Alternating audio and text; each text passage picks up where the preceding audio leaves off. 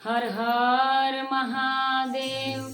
बोल मैया भवानी की जय। बोल सच्चे दरबार की जय। बोल शंकर भगवान की जय।